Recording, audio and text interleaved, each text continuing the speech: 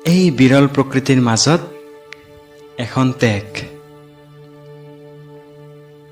ৰাতিপুৱা টোপনিৰ পৰা উঠিছোঁ, ব্ৰাছডাল হাতত লৈ লৈছোঁ, ওলাই গৈছোঁ ঘৰৰ পৰা বাটলৈ।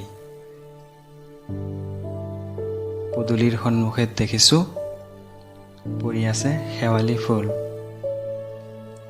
যেন তুমি আহিছিলা। সপোনত ভবা যেন লাগে কথাবোৰ, তথাপিও যেন মনে মানি নলয়। বিচৰা সময়বোৰো ঘূৰি নাহে, মন মাথো উৰা মাৰে। চোৱা চোৱা পখিলাটোলৈ, এটি এটি ফুলক চুমি গৈছে। যদি তুমি সৌ ফুলটো আৰু মই পখিলাটো হলোহেঁতেন। এইবোৰ ভাবি থাকোঁতেই নিজকে হেৰুৱাই পেলাওঁ অন্য এক অচিন দেশলৈ। দিনটোৰ শেষত সূৰ্য অস্ত হয়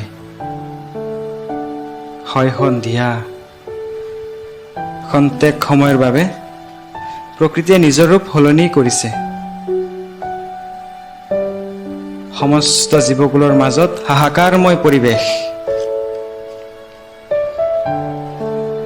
মুগা বৰণৰ হৈ পৰিছে আকাশ।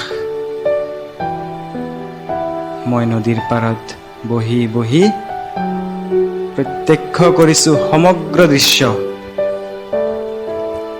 চৰাইবোৰ উৰি উৰি গৈছে নিজৰ নিজৰ স্থানলৈ, আৰু লাহে লাহে নামি আহিছে এন্ধাৰ।